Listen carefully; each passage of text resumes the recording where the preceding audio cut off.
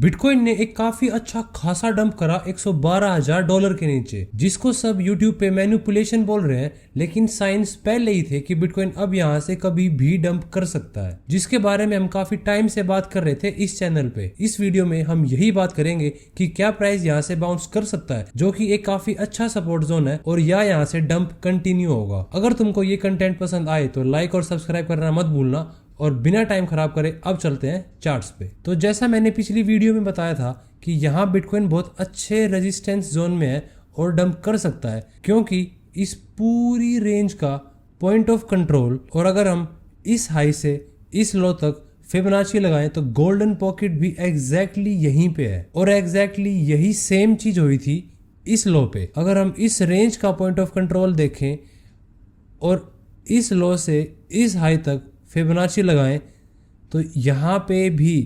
Golden pocket और ये point of control exactly same align कर रहा है। और इस जोन में सपोर्ट गेन करने के बाद बिटकॉइन ने $10,000 का पंप करा था। यही सेम चीज मैंने बताई थी जब बिटकॉइन इस जोन में था, और अब तुम देख सकते हो कि बिटकॉइन डंप कर रहा है। और अगर तुमको एलियट वेव समझ नहीं आती तो सिंपल सपोर्ट और रेजिस्टेंस भी कंप्लीटली अच्छे से वर्क करता है। और अब बहुत हो गया पुरानी चीजें, अब देखते हैं कि आगे क्या हो सकता है। तो हायर टाइम फ्रेम पे हमारा बेस केस बिल्कुल सेम है कि ये एक ABC मूव था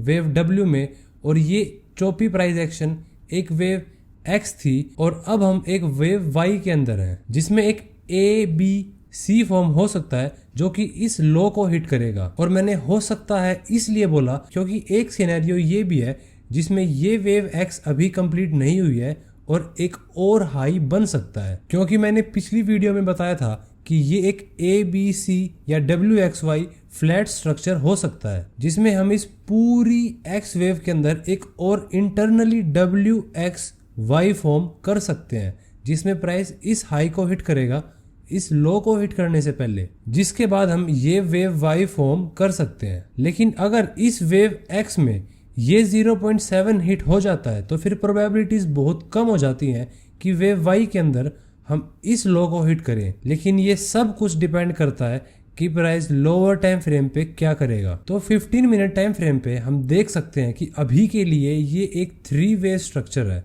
लेकिन अगर ये एक फ्लैट स्ट्रक्चर था तो इस C वेव में 5 वेव्स होना बहुत जरूरी है, उसके बिना ये स्ट्रक्चर कंप्लीट नहीं होगा। विच मीन्स कि ये लो दोबारा हिट हो सकता है और प्राइस यहाँ से बाउंस भी कर सकता है, क्योंकि ये एक बहुत अच्छा सपोर्ट जोन है, क्योंकि फिर से इस रेंज का पॉइंट ऑफ कंट्रोल और इस लो से इस हाई तक गोल्डन पॉकेट और पॉइंट ऑफ कंट्रोल एग्जैक्टली फिर से अच्छे से अलाइन कर रहे हैं, जो कि यहाँ पे एक बहुत अच्छा सपोर्ट जोन बना रहे हैं। और मैंने शुरू में बताया था कि जब भी ऐसा होता है प्राइस एक अच्छा रिवर्सल लेता है, तो यहाँ भी एग्जैक्टली वैसा हो सकता है। फिर ये स्ट्रक्चर भी पूरा हो जाएगा और फिर अगला स्ट्रक्चर फॉर्म होना स्टार्ट होगा, जिससे हमको पता लगेगा कि प्राइस यहाँ से ऊपर जाएगा या फिर इस अच्छे सपोर्ट जोन से ब्रेक डाउन करेगा। और ये बिल्कुल सिंपल है, अगर प्राइस बिना इस लो को हिट करे पहले इस हाई को क्लेम कर लेता है तो एक 5 वेव इम्पल्सिव स्ट्रक्चर इनवैलिड हो जाएगा, जिसका मतलब ये हुआ कि ये एक करेक्टिव स्ट्रक्चर होगा, जिसके बाद प्राइस ऊपर की साइड जा सकता है। लेकिन अगर प्राइस इस लो को हिट करने के बाद एक ओवरलैपी और चौपी सा प्राइस एक्शन करता है, तो हमको पता है कि एक 5 वेव स्ट्रक्चर के बाद ये एक 3 वेव करेक्टिव स्ट्रक्चर है,